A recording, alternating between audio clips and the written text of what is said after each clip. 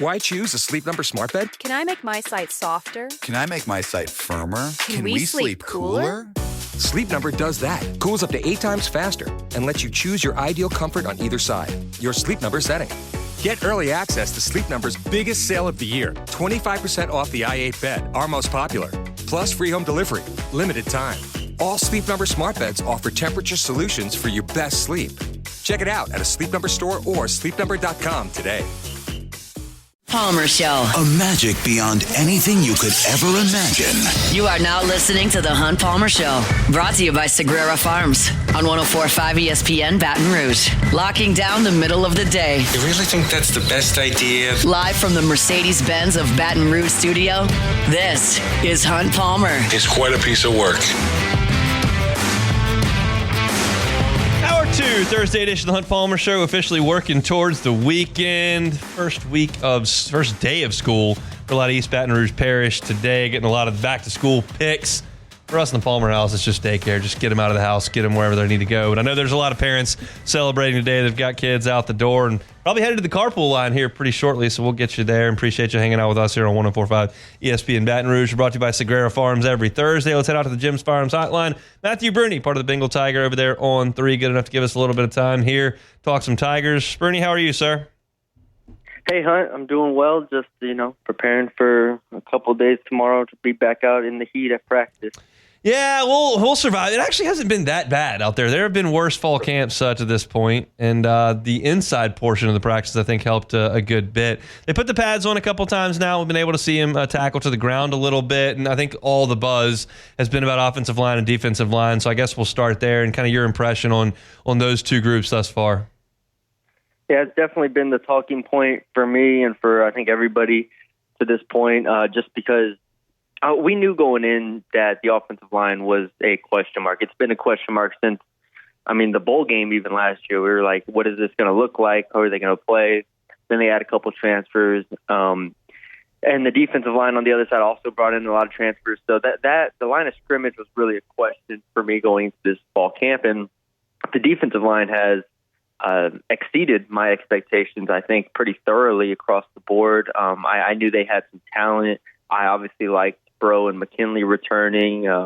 But, just to see the transfers, the Pyburns, obviously Bernard Gooden has been everywhere. Jacoby and Guillory off an Achilles has looked spry and been very active. So the defensive line just winning pretty consistently in fall camp is definitely the story for me. And, it does, I think, speak to the questions that we have with this O-line still and them figuring it out, but they still have 3 weeks here to see if they can get it turned around. Let's go to the defense and talk about some individuals there. You mentioned Dominic McKinley, somebody I know that you've been high on. What have you seen from him entering his sophomore year? Yeah, the defensive tackle spot was something I was interested in because I wasn't sure how Dom exactly fit because I don't think he's a true like nose guy.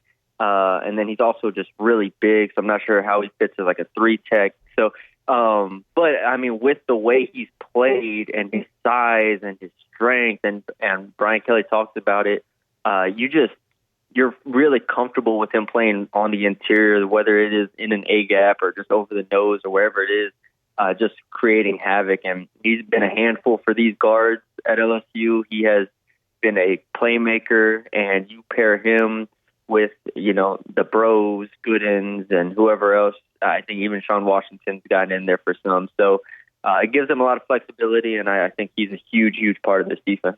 Do you have an edge that you think's performed the best? I would lean Pyburn. I like Relaford a lot. Before the year, I said Relaford was like my breakout star pick. And I think he's had a fine fall camp.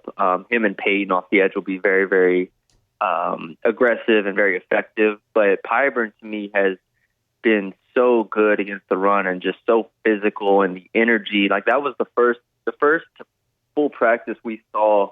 My main takeaway before you even get to any of the individuals was just the defense had more energy than the offense. Like flat out, they are more energetic, they are louder, and that was a real thing to me. And Pyburn is one of those guys that is just going to be everywhere. He's kind of like the Weeks brothers. I mean, he's just a really, really boisterous presence, and you need that on defense. All right, let's flip it to the offensive line. First of all, before we get into individuals, do you think they're set on their first five? No, I don't. I could see 4 of those 5 being set, but I think the guard spots are too up in the air right now. So where do you think that eventually goes, and what are the options? DJ Chester is starting right now at one of the guard spots. Josh Thompson starting at the other one. Josh Thompson has been fairly disappointing to me to this point, but I think that's just I came in with such high expectations. I thought his tape at Northwestern was really good, and he hasn't quite been able to reach that level yet, so we'll see. But Chester has been fairly inconsistent. You have Cohen Eccles, who played really well in the bowl game. I loved him out of high school, out of Katy, Texas. And then you have Paul Mabenga, who got some snaps last year, who also struggled in some of those games, particularly in that stretch, in that losing streak. So I think Cohen Eccles eventually beats out DJ Chester at guard. So I think you're looking at Thompson and Eccles as your guards eventually. That's, 3 weeks out. I wouldn't be shocked at all if, they move Carius Kern over to guard, try him out. They're just trying to figure out something with those guard spots. I would agree with that completely there. And then you go to the tackles. How do you think they have played if you feel like they're cemented in?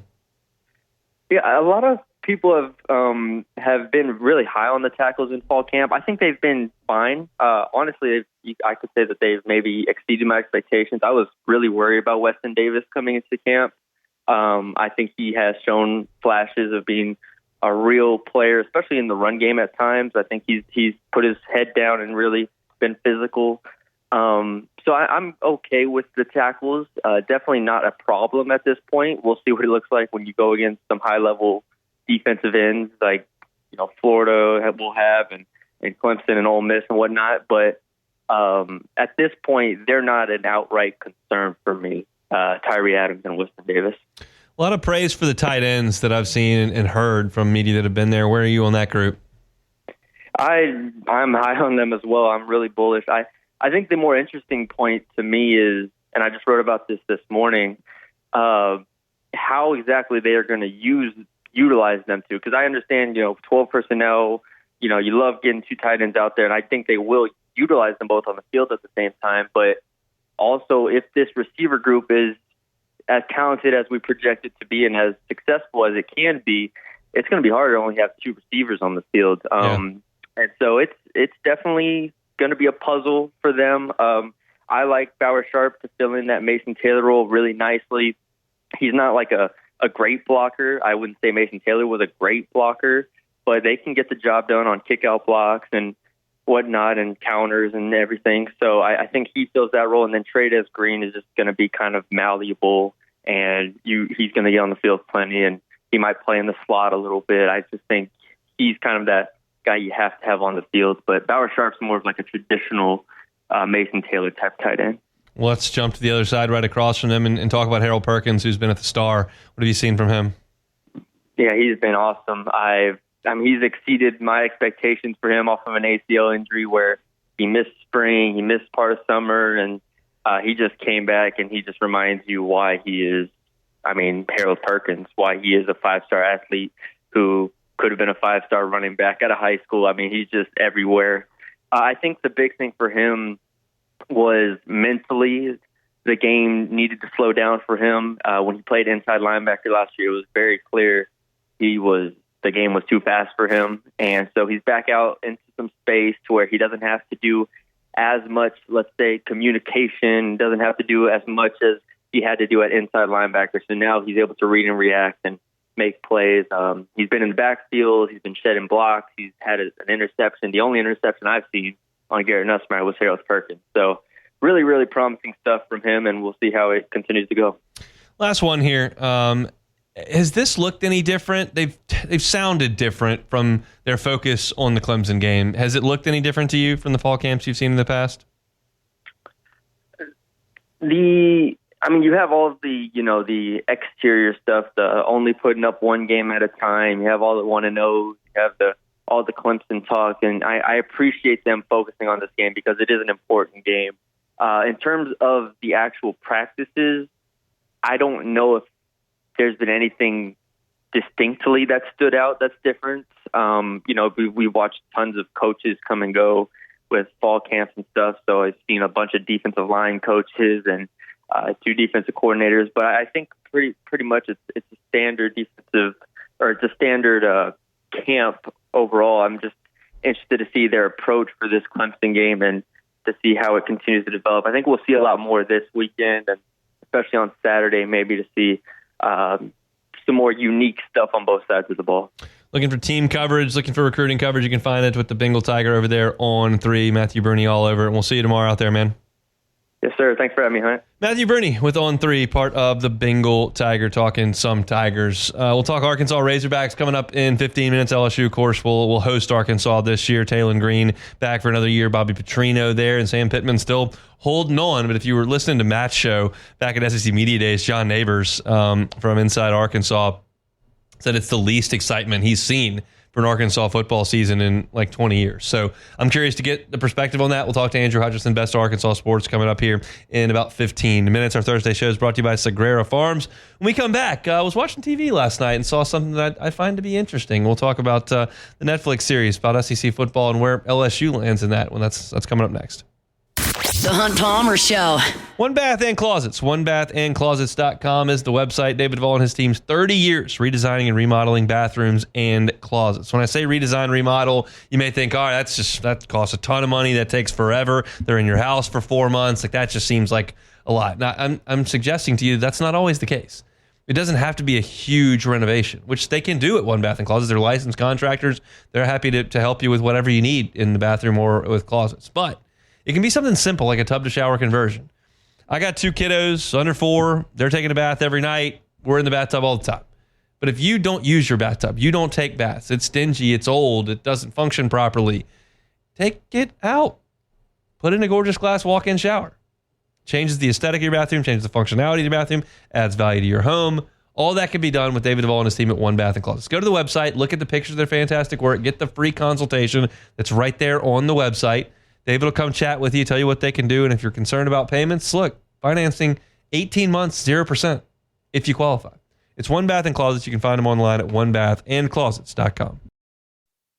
This is the Hunt Palmer Show, brought to you by Sagrera Farms.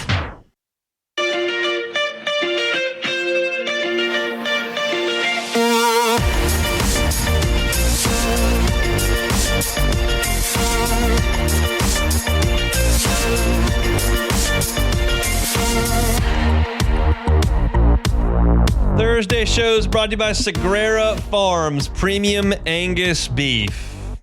If you got questions about your beef, where you pick it up from, what you're buying, where it was raised, whether or not there were steroids used or improper antibiotics, or how many DNA are in that packet of ground beef you're picking up, you don't really know, cut that out. Sagrera Farms, right here, just outside Baton Rouge. You don't have to ask any of those questions. You know where it was raised. You know there were no steroids. You know there were no improperly used antibiotics. And you're getting some of the finest beef in America. Sean sent me the spreadsheet. They had a veterinarian come out and ultrasound the cattle on the property last week. And I told you the scale plenty of times. The intramuscular fat scale. If you're talking about 0 to 3%, that's select. If you're talking about 4 to 8%, that's choice. You get to 8, 9%, that's prime. So the finest steakhouses you're talking about, 9% and better, that's prime Angus beef. Listen to some of these numbers from Sean's farm. Ultrasound numbers, objective data, 20.14, 19.92, 17.75, 17.03, 15.43, 15.89. I mean, this is unbelievable quality right outside Baton Rouge. So if you are a beef, quote unquote, snob, you just want the best. You want prime for your ground beef, for your ribeyes, for your strips, your fillets, your flank steaks. You want prime. Sean's got prime. And you can buy it by the whole cow. You can buy it by the side. And if you go up there and check it out, you'll see the animal that you're going to buy. They'll seal it up for you, send it home, you put it in the freezer, and anytime you want to pull it out, and have the finest in beef from right outside Baton Rouge, you can do it with Sean Segrera and Segrera Farms. Well, how do I get to him? I want to get in on this. Well, it's easy. You call Sean. Here's his cell phone number. You give him a call at 225-719-1723. Again, 225-719-1723. Say, Sean, I got space in the freezer. Load me up. He'll say, all right, come on out. All of this beef, dry aged, 35 to 45 days, raised on grass, finished on grain. It's a process. It's a labor of love for Sean, and it's some of the finest, most consistent beef you will find at Segrera Farms. They bring you our Thursday shows every single week. All right, so I'll be honest. I don't watch a ton of television. I don't watch a lot of series. I watch a lot of Cubs baseball, and I watch a lot of Blippi and Bluey and monster trucks. That's what happens on my TV. So I was unaware that this Netflix show, Any Given Saturday, was even coming out. And the way I found out it was coming out is because I got a bunch of text messages from people that are watching it that our shows on the network are being featured as part of it. Our voices, some of the in-studio stuff. Got a picture from my cousin yesterday of me talking about whatever it was, actually with the same cup I was drinking out of at the same time, was sitting here on the desk. So I checked out the first episode last night. If you're not familiar, Netflix went inside the SEC for the 2024 football season, got some really good access, and put together what I believe to be a season-long documentary. I have not watched it all. I just watched the first episode. And the first episode, for those that are interested, is all about LSU and South Carolina. It's all of LSU getting ready for USC, all of LSU getting ready for South Carolina, all of South Carolina getting ready for Kentucky, who they destroyed in the second game of the season. And then it all kind of culminates with those two teams playing in that game, which was obviously an incredibly back-and-forth game. Sellers got hurt. LSU went up late, had the crazy penalties, the missed field goal at the end, and LSU wins. And I'm excited to watch the rest of it, but I understand what I just watched. And what I just watched was, one, the team I care about, LSU, and two of the more accessible coaches in the Southeastern Conference in this first episode. Brian Kelly lets us go to every practice in camp and stay for almost all of it.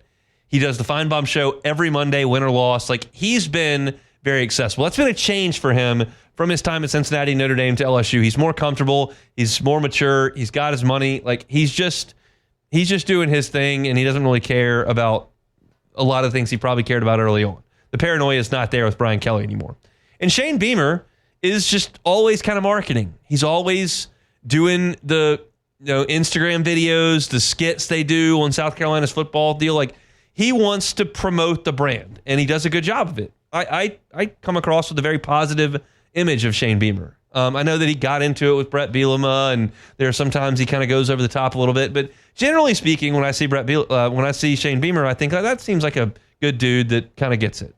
And those are the two guys that are featured in this first episode. They do Wit and West weeks, which is very fun. They follow him around hunting in the backyard. Lenore Sellers going to dinner with his family, and he's highlighted in the deal as well. I enjoyed the first episode, but I don't know what that's going to look like with Kalen DeBoer. I don't know what that's going to look like with Mark Stoops. I don't know what that's going to look like with Mike Elko or Billy Napier or Hugh Freeze. These guys, generally speaking, to me, are not all that interesting. So I don't know what's to come, but I'm stuck on one quote that I got from Andy Staples when the doc was released, and this is recently, this week maybe. He said that, I know I'm biased because I'm in the documentary, so I'm not going to tell you how good or bad it is, but that you will learn some things that you don't already know. And I did not learn anything from the first episode. Now, I cover LSU day to day. I'm in the football facility once a week during football season to do my pregame interview. I'm at practice. I interview Wit and West weeks. I know more than most of you know, just that's my job. So maybe there are some things that you could glean that I maybe didn't pick up because I've already got that. But I'm curious, as they move to programs outside of my purview, whether or not that happens for me. Y'all know, if you've listened at any length, I didn't enjoy Full Swing, the first PGA Tour documentary, because I knew all the stuff. I already knew that Jordan Spieth and Justin Thomas were best buds. I didn't need an episode to tell me that. I already knew that Brooks Koepka was going to live and that Ian Poulter was going to live. I didn't need that information. I already knew who won the majors that year. And I already knew that Joel Damon was a funny guy. So that didn't do anything for me. I'm curious if this one does for me. Beck, I don't know if you've watched an episode of this at all or what your interest level is, but I thought the first ep was good because of the two coaches they highlighted, and I feel like that may not be a coincidence that they had two guys that are going to give them some access in that first episode to kind of set the hook. But I'm curious what is to come. Yeah, I've only seen the clip of Brian Kelly when he's talking to his agent, who is also Garrett Nussmeier's agent. Okay. And they were like discussing the prospects of, this was before the draft. So they were discussing the prospects of him coming back and everything. I think Wilson actually posted that on Twitter if you want to go watch it. But this is interesting. It's always the Hard Knocks style stuff seems to be coming in vogue again, especially just for other sports as well. Obviously, Hard Knocks has continued on since it started, but now we got the golf and the F1. I've heard the F1. I know you don't like F1, but I've heard that show is actually really good. This is great, man. I mean, I'll probably try to watch a few episodes, especially the ones that LSU are in. What you're seeing here is the transformation of branding over time. Yeah. In 1998, a college football coach would never let Netflix come film practice and do interviews with his players. Never. But these guys now are famous, and they have Instagram accounts with 1 million followers, and they make money from that kind of stuff, and they're in the limelight all the time, and they have a Twitter account that they don't need the sports information director to point them over to the newspaper beat writer. They can just say whatever they want on the internet, and they have TikTok, and they can connect with the fans because fans can comment and DM them, and that's probably more negative than it is positive, but like it's just a different world. And as we've talked about this all the time, like LSU has, with some luck and good fortune and some really, really tireless effort, created this brand and this success rate, then this national spotlight that's been cast on Baton Rouge that has just been exponentially bigger than, and I'm picking names out of the clouds here, Florida, A&M, Auburn. Like, none of those programs have gotten the national attention and earned what LSU has in terms of fame and celebrity. You don't have Joe Burrow, Jamar Chase, Justin Jefferson, Jaden Daniels, Heisman Trophy, Paul Skeens, Dylan Cruz, Livy Dunn, Angel Reese, national championship. Like another national champion for baseball this year. Kate Anderson, third pick in the draft. Paul Skeens starting all-star games. This phenomenon, like even Haley Van Lith to an extent, is unlike any other athletic program in the Southeastern Conference. Now, I'm sure Alabama's not going to shovel their Nick Saban national championships away so they can have a gymnast with 4 million followers, whatever Livy has. But the point remains that Amazon came here to do the money game, and now you got Netflix that comes in to do an SEC documentary, and they lead with LSU. And I just feel like there is something to that where, like, this is a cool place and a marketable place to shine the lights. And that is a fascinating thing, and it's just a very, very different world than we lived in 10, 15, 20 years ago. Like Nick Saban and Les Miles would never let Netflix in here to do this, ever. And there are some SEC teams that apparently declined to be in the dock. But I'm going to watch the rest of it. I'll continue to kind of give updates as we sit here in the time where they're just practicing. We're not talking about games. And I'll probably watch some more this weekend and have more thoughts on it maybe on Monday. But I'm gonna dive in to the rest of it here and see what I see. I obviously do this for a living. I watch LSU play, and I know the results of these games, and I talk to these players, and I know what happened in SEC games, and that part of it won't be very, very new, but maybe there's some in-depth stuff behind the scenes that I'll enjoy, and I'll give a recommendation if that does come to pass. So just a thought there. Any Given Saturday, the name of the doc on Netflix. When we come back, Andrew Hutchinson talking Hogs. LSU plays Arkansas here inside Tiger Stadium. What does this fall camp look like for Sam Pittman thus far? That's next. The Hunt Palmer Show. Genesis of Baton Rouge. GenesisofBatonRouge.com. America's best warranty. That's what they got over there at Genesis. Limited powertrain warranty, 10 years, 100,000 miles. 100,000 miles, 10 years. It's a long time to have a car. How about your warranty for 5 years, 60,000 miles bumper to bumper? That's industry leading. Talking about roadside assistance. It's enhanced. It's 24/7.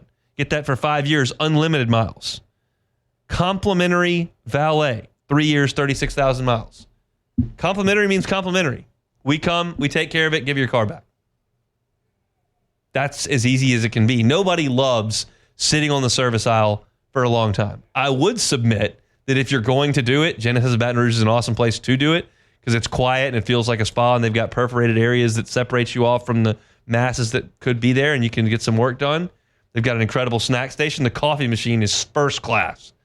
But if you don't want to go there and do that, well, they'll come to you. They'll handle your maintenance and bring the car right back to you. It's just part of being a Genesis driver. It's part of the experience. Go by and see for yourself. Their airline at Pico, across from Women's Hospital. It's Genesis of Baton Rouge. You can find the entire inventory online at genesisofbatonrouge.com. You're listening to The Hunt Palmer Show, brought to you by Sagrera Farms.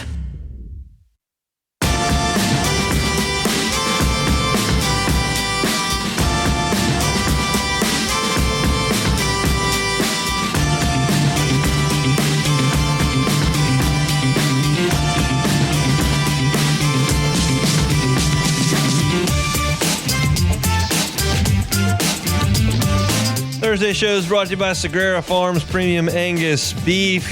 I'm taking a tour around the Southeastern Conference, checking in on camp by camp. Let's head up to Northwest Arkansas. Andrew Hutchinson, best of Arkansas sports, good enough to give us time on the Jim's Firearms Hotline.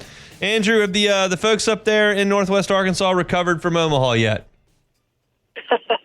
I think so. I think they have. I think they've made it through the MLB draft. I think slowly but surely the people are shifting their focus to football, and the few pessimistic folks out there, I say few, the pessimistic folks out there are shifting their focus to basketball. So I understand how that goes. Let's talk about Sam Pittman and kind of the vibes up there in Northwest Arkansas. You mentioned the pessimistic folks, but is there reason to believe in a Bobby Petrino offense and in a defense that can maybe make some strides, that this can be a better team than it was last year? I think the number one reason for optimism is the fact that they do have Taylor Green back, in his second year as a starting quarterback under Bobby Petrino. Quarterbacks have generally made strides in year two under Petrino, so I think there's some reason for optimism there. They brought in some different pieces. The wide receivers look completely different. Offensive line looks pretty different. The defense looks pretty different. But, on that side of the ball, you got, Xavier Story and Steven Dix back at linebacker. I think there's some reason for optimism with those two guys in the middle of the defense. I think there are some reasons for optimism, but I think it all starts there with, you mentioned Bobby Petrino and then, of course, Taylor Green, the quarterback. I was surprised as I was doing my SEC Media Days prep entering last month when we went to Atlanta, that Arkansas was 10th in the country in total offense last year. Would you suggest that was a really good offense last year? You watched it every week. They were a lot better than they got credit for, even by their own fan base, I think, because as you said, they were 10th in the country in total offense. They just were, I think, just outside of the top 30 in scoring offense, and there were a couple of factors that went into that, primarily turnovers. And I think that's probably the number one thing. If they could just shore up the turnovers and turn those yards into points, then suddenly you've got an elite offense, kind of what you expected to get with Bobby Petrino. And you look at what the offense looked like in 2023 to what they did last year, and it was a tremendous jump. I mean, just completely night and day. There were some very frustrating turnovers. I mean, Taylor, I think, threw nine interceptions, which isn't great, but also isn't terrible. Fumbles were just a massive issue with this team. I think they led the country in total fumbles. Maybe not necessarily fumbles lost, but just putting the ball on the ground. That is something they have to shore up to kind of take care of the ball, because when they do have the ball and they're not giving it away, they're moving it at will. So they are a better offense last year than they were getting credit for, and I think this year, heading into this year, they're better than maybe they're getting credit for as well. You look at receiving, Andrew Armstrong kind of did everything for the Hogs last year. Do they have someone to step into those shoes? I think they're hoping that it's more evenly distributed, because Andrew Armstrong, yes, he was incredible, had a great season, led the SEC in receiving, but I think they want to distribute the ball a little bit more, maybe where it's not one guy that gets all the catches. Now, I do think Raylan Sharp, a transfer from Fresno State, a guy that played for Bobby Petrino at Missouri State, put up some good numbers at lower levels. He's kind of asserted himself. He's a smaller guy. I think he's like 5'9". He's a slot receiver. I think he's going to be a guy that emerges as the go-to guy, but they also brought in Omega Blake. He's a bigger target. He's from Charlotte, began his career in South Carolina. They also have a guy returning in C.J. Brown, who he played some as a freshman last year, but not a whole lot. But now as a sophomore, he's going to kind of step into more of a larger role. I think they brought in Jalen Brown, a transfer that I believe began his career at LSU, then played at Florida State. He's got all the speed in the world. I kind of got my eyes on him today at practice, and he's kind of skinny, not super big. But he's got a lot of speed. I think they're really hoping he's a guy that they can go to. So, again, I think they're hoping to distribute that ball around a little bit more than they did last year, where it seemed like Taylor would get locked in on Andrew Armstrong and go to him no matter what. I did not realize Jalen Brown was in Fayetteville. That is something that I've picked up from this interview. That's interesting. Yeah, he was speed to burn as a 4-star recruit that they brought in here to Baton Rouge, and you saw that in practice. But he was on a team that had Malik Neighbors and Brian Thomas, a lot of really good receivers. So he didn't exactly crack the field, and then went to Florida State. So I didn't realize that. That's a weapon for sure for Arkansas moving forward. Interestingly to me, the offensive line struggled at times last year, and that's supposed to be Sam Pittman's baby. Should it be better this year? I think so. They brought in, they really made a concerted effort with what they were bringing in. We actually talked to the offensive line coach today, and he said, we had an issue on passing downs. Like they felt fine on 1st and 10. They felt fine on 3rd and 2. But when it's 3rd and 8 and the defense pins their ears back and get after you, they had a hard time protecting Taylor Green. And so they said, we need to go out and find a left tackle that is elite as a pass protector. And that's what they did. They went out and got Corey Robinson from Georgia Tech. He graded out as Pro Football Focus's #1 pass protector last year. Wasn't great in the rush, blocking in the run game, but they felt confident they would be able to coach him up in that. And it seems like he's gotten better in that. So, having him at left tackle, they brought back last year's left tackle, Fernando Carmona, but they slid him inside the left guard. I think they like his fit better there. They brought in a new center, Caden Kittler from UCF. He's a guy that they've been really high on in terms of just his ability to make the right calls and things like that. It sounds like they weren't happy with their center play last year with Addison Nichols, a guy that came in, had been a guard at Tennessee, that moved him to the center, and you could tell there was a little bit of a learning curve there. This guy, Kittler, he's played center. He's got all that experience. So I think they really like that. The right side of the offensive line is a little bit of a mystery, but I think they've got 4 guys there that they feel confident that 2 of those are going to emerge as starters and lock down that offensive line. So it should be better. Is it going to be a Sam Pittman elite offensive line? That remains to be seen. But I am pretty confident that it's going to be better than what we saw last year. What would constitute success in most Razorbacks fans' eyes this year? Probably depends on who you ask. I think that there's the expectation they're going to at least make a bowl game. But I think a lot of fans are like, hey, I want to see 8 wins this year to show that you're actually improving. Like if they go 6-6 again, it's like, well, it's just the same as last year. Did you really improve? So I think that most fans are expecting to make that jump, whether it be 7-5, 8-4, something along those lines. So it's going to be interesting to see how it plays out, because it's also, no one in the SEC has an easy schedule, but it seems like Arkansas is even tougher, no matter, which year it is, and this year's no different. You got Notre Dame coming in as your key non-conference game, and they just played for a national championship last year. You got to go to Tennessee in the playoff. You got to go to Texas. LSU you got to play. You got to play Ole Miss on the road. So, it's not an easy schedule, so we'll see kind of how they navigate that. But I think fans are expecting, to see, they want to see some improvement from last year when they went 6-6 in their season for winning the bowl game.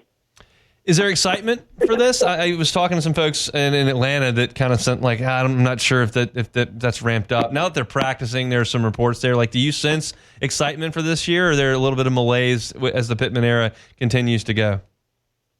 I think it's starting to come around. Like, I bumped into somebody at Chick-fil-A the other day, and they were like, "Man, what do you think about the team?" Like they were genuinely excited. But I don't feel like it's maybe as much as usual. And I mean, a clear indicator of that, I could tell you based on our traffic on stories, our football stories, camp stories, are not getting as much traffic as they were, last year, the year before. So. I would say interest is maybe a little bit down. I think people are more fired up about, the basketball team because of what John Calipari has done, and there's a lot of hype around this team. But I think it's starting to slowly get there. As we get closer to August 30th, I think it'll be ramped up pretty good. Awesome. Well, Arkansas is headed to Tiger Stadium. We'll catch up down the road. We appreciate some time, Andrew. Yeah, sounds good. Anytime. Andrew Hutchinson, best of Arkansas Sports, the managing editor there, talking about the Hogs. I have never lived in that world of being able to identify the traffic, and now we've got the website that's just about a year old, and it's crazy. You can look at it. I mean, I'm doing basketball stories that are doing next to nothing, and then baseball shows up, and you just see a mushroom cloud, and then I get to Omaha, and it's the biggest it's ever been, and that's just kind of the way things go. And this football team generating a lot of traffic for us, and we've watched the Saints where when they're playing and they fire Dennis Allen, there's not much there, and then they go to hire a coach, and we get to draft time, and it mushroom clouds, and you kind of see how that goes. And I think that's a pretty good indicator of fan interest when you can understand who's clicking on what, who's reading what, and who's watching what. I think Arkansas, there's probably a majority, I would think, that really don't believe Sam Pittman's going to get this thing to the next level. He was a rock star there early because in the COVID year they got off to that great start, and then they won some games the next year, and man, there was optimism, and they kicked Texas's butt, and all of a sudden you think, man, this is really something, and it's just been not very good for 3 years, and I just feel like it's unlikely to me that they dig themselves out of that. But you've got a really talented quarterback, a very good offensive coach that's coaching him. The problem is you got road games. Got to go to Texas, got to go to Baton Rouge, got to go to Oxford. Notre Dame comes to you got to go to Knoxville. It's just, those are just going to be tough games for Arkansas to win. And that's just a part of doing business. And I heard this in Atlanta as well.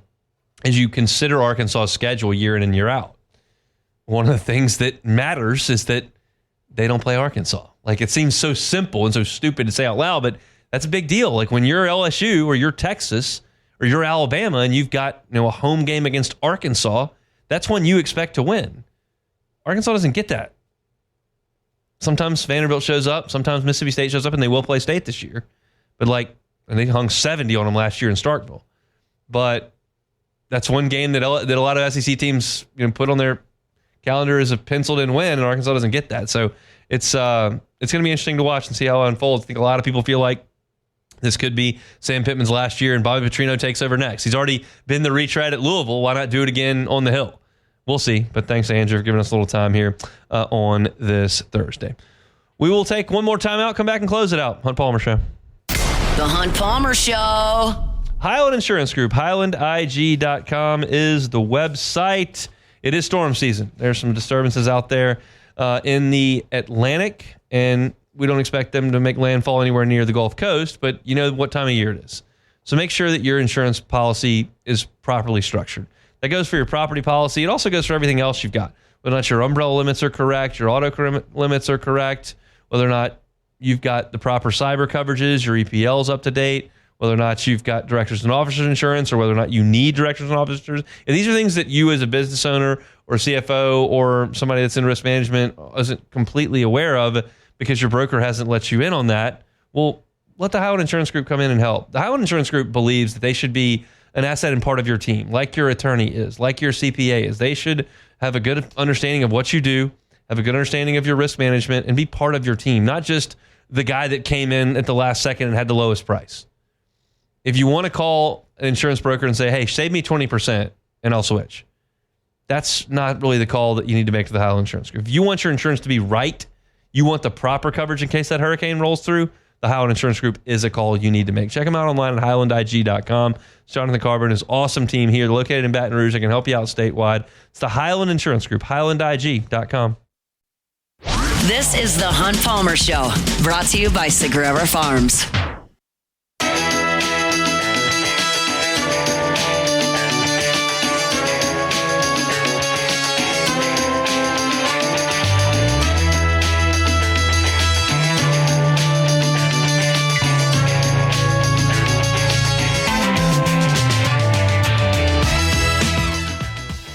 this on my Twitter feed.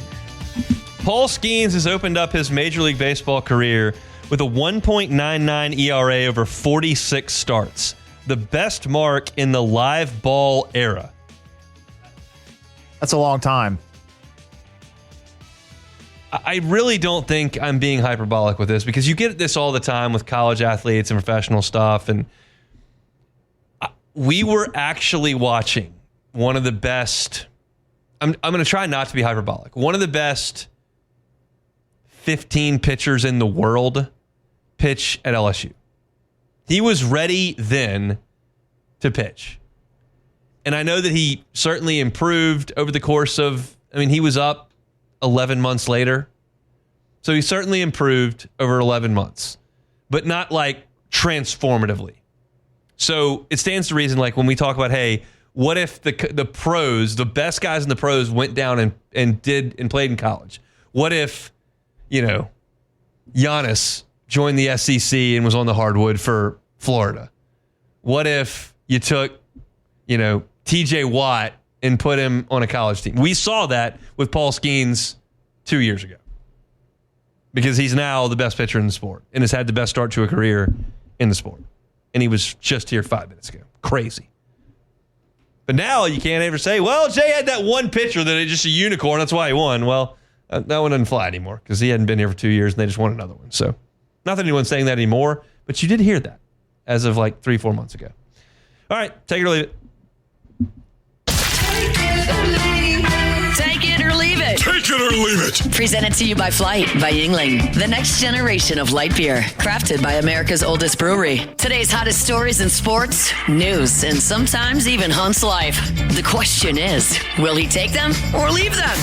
Just take it. Flight by Yingling, next generation of light beer. Got the slim cans up here on the set.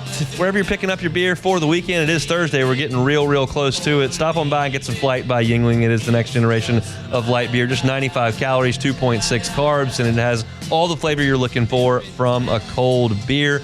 At the lake, at the pool, at the grill, tailgate coming up in September. Flight by Yingling, the next generation of light beer. Alrighty, first one here. This was pretty interesting. We know how bad the Colorado Rockies are. Not a good team. They're really bad.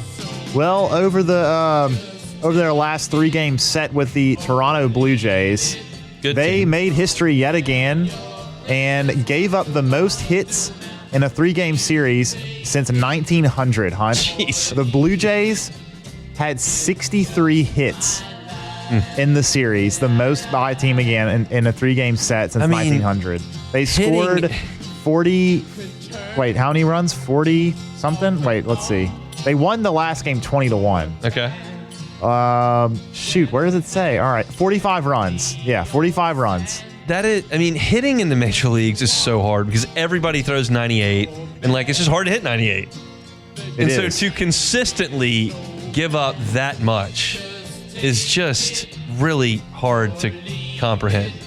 Yeah, it's just a complete failure by the front office. A complete failure to do anything.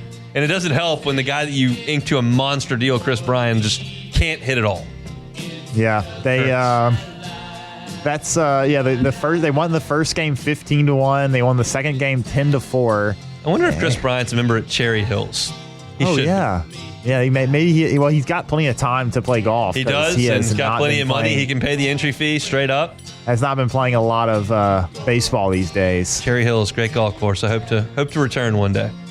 All right, last one real quick. The Mets will honor the 60th anniversary of the Beatles' performance at Shea Stadium, which is interesting because that was Shea Stadium. This is Citi Field. Yeah, but same parking lot. Anyways, they are going to honor that next week when they play the Mariners at the Beatles night.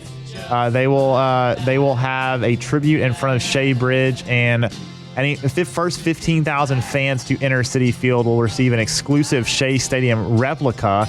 The line will be across the bridge. Take it or leave it. I'll leave it. I think leave it alone. I think that time may have come and gone. Mets fans are not feeling very good right now. No. They're losing a lot of games. They are. The Mets are terrible right now. The Yankees are terrible right now. The Cubs are struggling a little bit. The Dodgers have been bad for a while. It's just the Brewers. It's the Brewers and the everyone else. And the Blue Jays apparently. Who I think we play soon. next week? Let's see real quick. Yeah, they play them next Tuesday after the Cardinals. Yep. Great. Or at least the Cardinals stink. Yeah, that's good. I had to yell. But the Reds weren't very good either. I had to yell at my Braves buddy this week because they got swept by the Brewers, as everyone does, except the Cubs. Yeah. Unbelievable. That's it. All right, we got practice tomorrow. We'll be out there on the Ponderosa. I have a full practice report at LouisianaSports.net, and we'll talk about it on tomorrow's show. Preston Guy will be with us. We'll talk some recruiting and get you ready for the Saints preseason game with a charge. If you missed any today's show, you can go ahead and catch that on demand wherever you find your sound. Search Hunt Palmer Show.